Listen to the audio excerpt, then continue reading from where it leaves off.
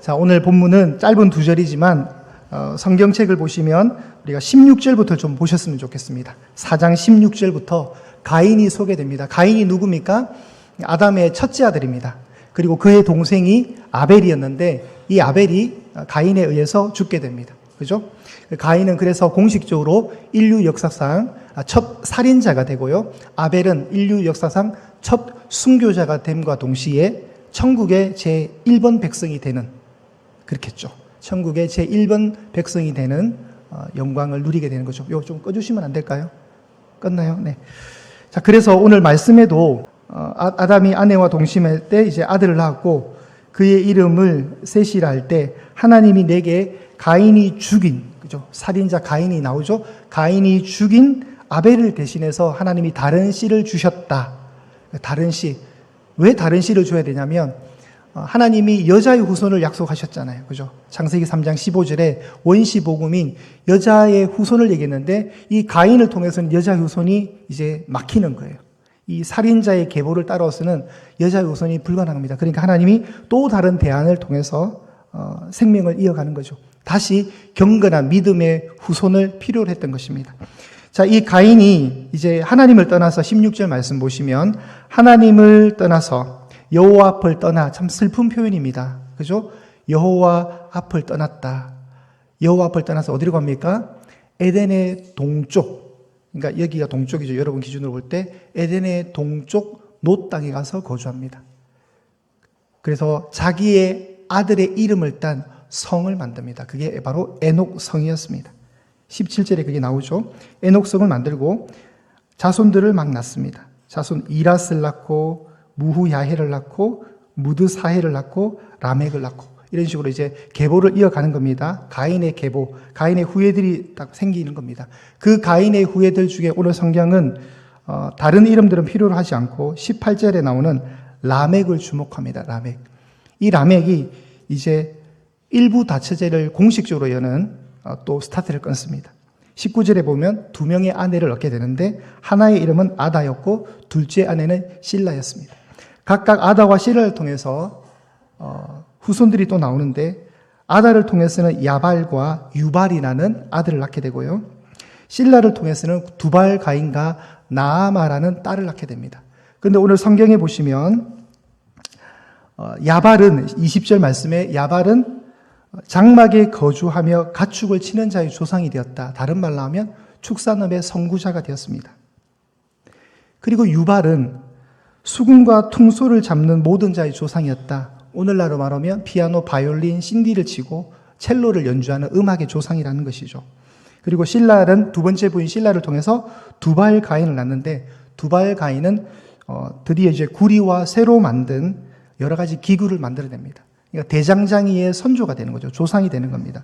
그리고 여기에 여인으로 언급되는 누이, 두발 가인의 여동생인 나아마는 성경학자들이 흔히 말하기를 굉장히 아름다운 미모를 가진 여인이었을 거라고 추측을 합니다. 그리고 23절에 라멕이 하나의 노래를 부릅니다. 23절을 보실까요, 여러분?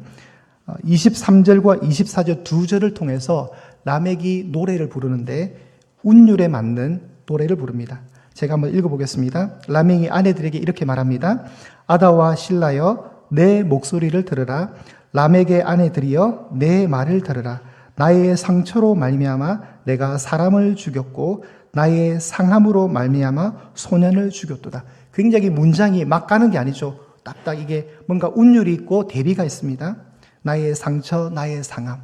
이게 뭔가 라인이 맞춰져 있는 것 같아요. 그리고 24절에 보시면 가인을 위하여는 그 벌이 7배, 7배라면 라멕을 위하여는 벌이 77배다. 이게 무슨 말이냐면 가인을 해하게 되면 그 가인을 해한 사람이 7배의 벌을 받는다면 나 라멕을 건드리면 77배, 77배의 저주를 받는다는 이 노래를 부릅니다. 이 노래의 제목을 그래야 해서 성경학자들은 칼의 노래라고 합니다. 칼의 노래. 왜냐하면 살인을 얘기하는 거죠.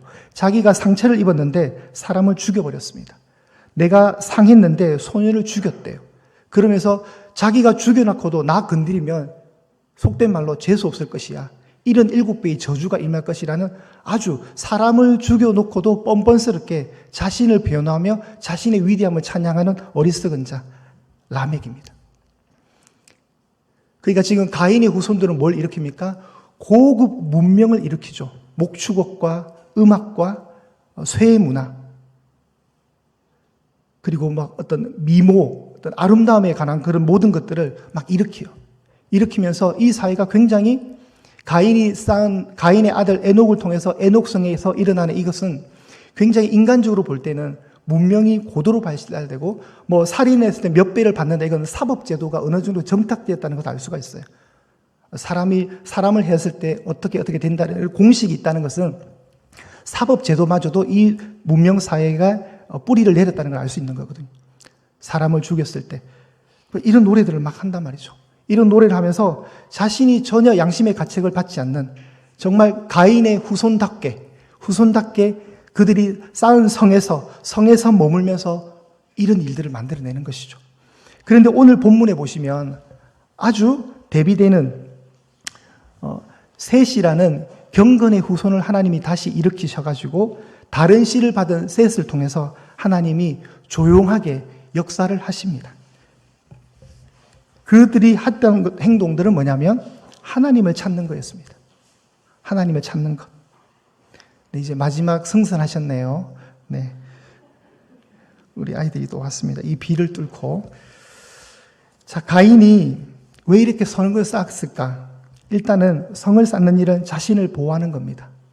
가인은 벌로서, 아벨을 죽인 벌로서 유리방황하는 존재로 살게 하나님이 벌을 주셨거든요. 그런데 그걸 거역하고 자기가 정착해버리는 거예요. 그리고 방어하기 위해서 자신을 보호하기 위해서 성을 쌓는 겁니다. 하나님을 잃어버린 사람이 하는 행동, 하나님을 믿지 않는 사람들의 행동이 뭐냐면 에덴 동산을 잃어버린 이 상황 속에 에덴의 대형품으로 자신의 에덴 동산을 따로 만드는 거예요. 그게 바로 뭐냐면 그게 오늘날로 해석하면 돈이요, 권력이요, 세상이라는 것입니다.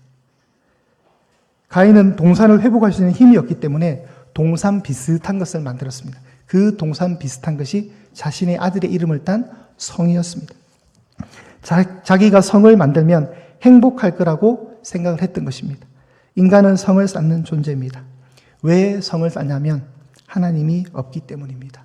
하나님의 집에 머물 수 없기 때문에 그렇습니다. 그래서 하나님이 없기 때문에 자기 스스로 보호해야 됩니다. 그래서 인간이 성을 쌓습니다. 이 성을 쌓기 위해서 욕심이 더 커지니까 뭐가 만들어집니까? 창세기 11장에 바벨탑을 만드는 겁니다.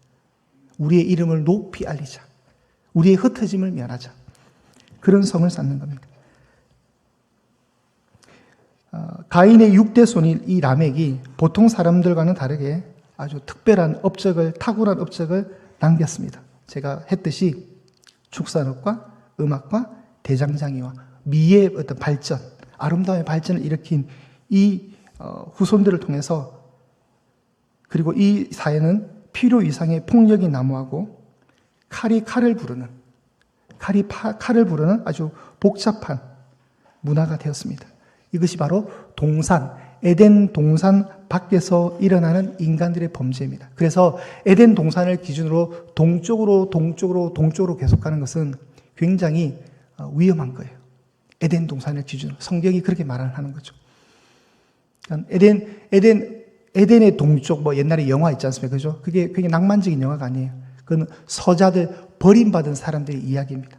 그건 안 읽어봐도 뻔해요. 그래서 에덴 동쪽은 별로 좋지가 않습니다. 성경도 동쪽, 성막의 기준으로 볼 때 동쪽이 죄인들이 하나님을 만나기 위해서 들어오는 입구입니다. 그리고 서쪽이 하나님의 영광을 만나는 지성소, 하나님의 임재를 체험하는 지성소입니다. 그래서 서대문은 굉장히 성경적입니다.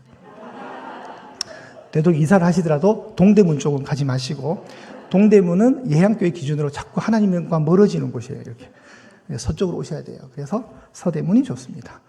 이건 뭐 별개의 얘기입니다. 너무 또 믿지는 마세요. 네. 그렇다는 거예요. 우리가 서대문이니까. 자, 오늘 그 라멕이 고백했던 23절의 말씀을 한 번 더 보십시오. 나의 상처로 말미암아 내가 사람을 죽였고 나의 상함으로 말미암아 손을 죽였다. 이 말을 통해서 우리가 뭘 느끼냐면 이건 인간에 대한 보복이잖아요. 자기가 피해를 보고 자기가 손해를 보면 가차없이 살인까지도 하는, 그래서 악의 그 악순환이죠. 악순환. 나를 상하게 하면 내가 죽여버리고 또 누군가는 그걸 죽여. 그래서 우리가 예전에 중국 무협 소설 보면은 주로 주제가 뭐예요? 내 아버지 원수 죽이는 게 그 주인공들의 보통 그 일이잖아요. 그죠? 실력을 연마해서 아버지 원수를 찾아가서 칼로 죽이고 무술을 통해 죽이고 막 그런 거. 그런 내용들. 이게 악의 순환이라는 거죠. 근데 이 악의 순환을 끊으신 분이 이 세상에 오셨습니다. 이사야 53장 5절을 띄워주십시오. 자, 여러분 잘 보십시오. 나의 상처로 말미암아 내가 사람을 죽였고 나의 상함으로 말미암아 소년을 죽였도다. 자, 그런데 예수님은 보세요. 그가 찔림으로, 그분이 상함이죠. 그가 찔림으로 그가 찔림으로 우리의 허물 때문이요. 그가 상함은 우리의 죄악 때문이라. 자, 여기 딱 나오잖아요, 여러분. 나의 상처로 말미암아 내가 사람을 죽였고 나의 상함으로 말미암아 소년을 죽였다가 이제 예수님으로 오면 어떻게 됩니까? 그분의 상처는 우리의 허물 때문이고 그분의 상함은 우리의 죄악 때문이라고 얘기합니다. 예수님이 모든 상처와 상함을 다 몸으로 받아내시는 겁니다. 베드로전서 2장 23절 올려주십시오. 그래서 그분은 욕을 당하시지만 맞대어서 욕하지 아니하셨고 고난을 당하셨지만 위협하지 않으셨고 오직 그 공의를 하나님께 맡기신 분이십니다. 그 악의 순환고리를 딱 끊으신 거예요. 하나님, 아들 예수님께서. 결론적으로 지금 이 가인의 후예, 특히 라멕의 후예들이 일으킨 엄청난 이 문명들 속에 놀라운 사실 하나를 딱 발견하게 되는데 그 놀라운 사실은 뭐냐면 이들에게는 하나님의 이름이 없다는 겁니다. 이게 중요합니다, 여러분. 이들은 하나님의 이름이 없습니다. 그냥 우리가 볼 때는 와, 부러움이다. 엄청난 어떤 발전을 이뤘다. 어떻게 인간들이 이렇게 아름다운 문명들, 앞선 기술들을 만들었을까? 막 얘기해도 그들에게는 뭐가 없냐면 하나님의 이름이 없었습니다. 가인 때는 그래도 하나님께 제사라도 드렸어요.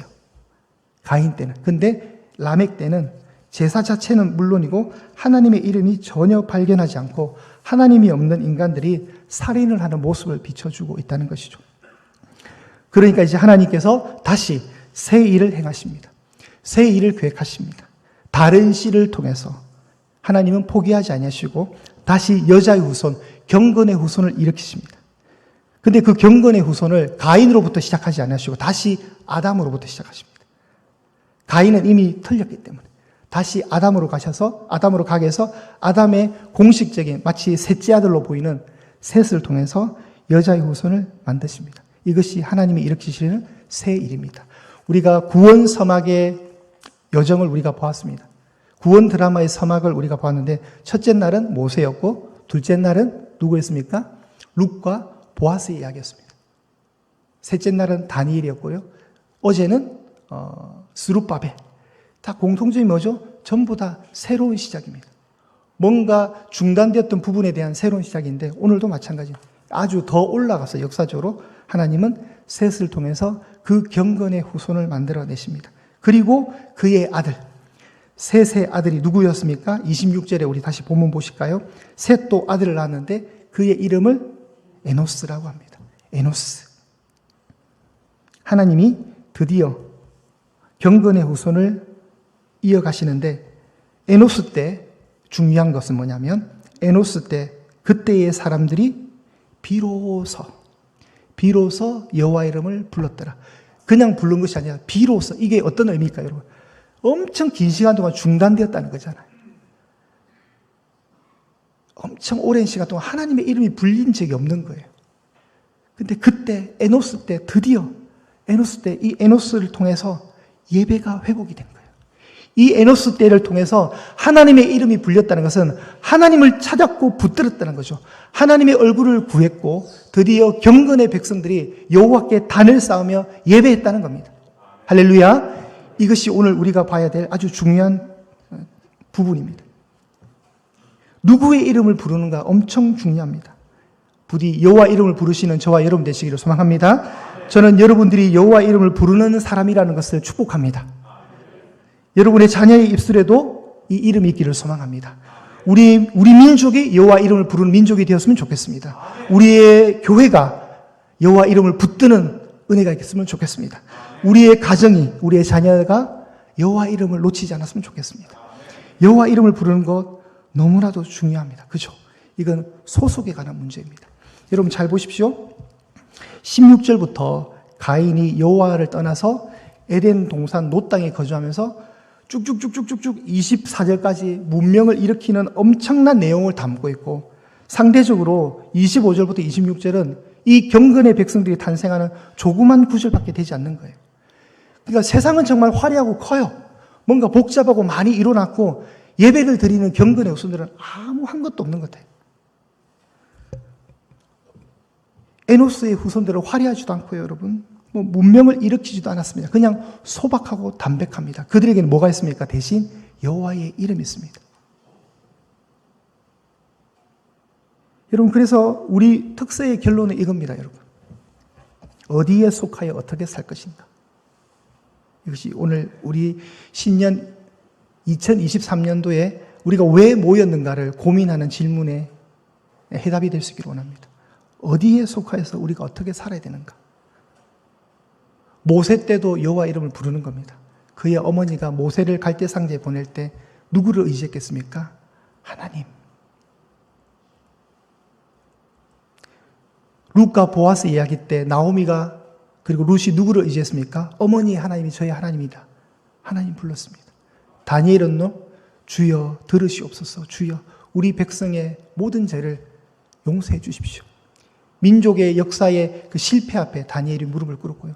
스룹바벨은요, 다시 그 바벨론 땅에서 하나님 믿는 그 여호와의 신앙을 붙들고 49,000명이라는 거대한 유다 민족을 이끌고 다시 성전을 건축하기 위해서 예루살렘으로 돌아오는 그 이야기. 가인에게 덮여버려서 그냥 아무것도 보이지 않는 그 시대에 아주 조그만 빛을 통해서 다시 에노스라는 그 후손들을 끄집어내어서 하나님은 아담을 통해서 다시 셋을 주셨고, 그 경건의 후손을 통해서 뭐가 나옵니까? 예배자가 나오게 하셨습니다. 그래서 요한복음 4장 23절에 예수님이 이렇게 얘기하죠. 하나님이 예배하는 자들을 찾으신대요. 얼마나 예배가 받고 싶으시면 경건한 에노스의 후손으로 우리가 예배자로 살아남아야 합니다. 그 은혜를 우리가 붙들었으면 좋겠습니다. 여호와 이름을 불렀더라. 비로소 여호와 이름을 불렀더라. 이게 얼마나 긴 시간 동안 이 애절함이 묻어나는 너무 귀한 표현인 것 같아요. 비로소. 이게 하나님의 이름이 전혀 불리지 않는 막막한 시대 속에 하나의 빛이 딱 뚫고 들어온 거예요. 그때 하나님을 부르면서 예배. 그리고 5장 한번 보시고 5장. 아담의 계보가 나오는데 여러분 5장에 쭉 나와요. 쭉 나와요. 아담, 셋, 에노스, 게난, 마하랄렛, 야렛, 에녹, 무두셀라, 라멕, 노아. 쭉쭉쭉쭉 이름들이 나와요. 그런데 누가 없는 줄 아세요? 가인의 후예들은 안 나와요. 가인의 후예들은 여기 안 들어가요, 여러분. 그 경건하게 작게 시작했던 셋의 후손은 5장을 다 도배해버립니다. 그 후손들의 이름으로. 여러분, 어느 게 복이에요? 이게 복이에요. 어디에 속하여 어떻게 살 것인가? 하나님께 속하여 하나님께 예배하는 자로 살아가시는, 그리고 살아남으시는 은혜가 있기를 간절히 소망합니다.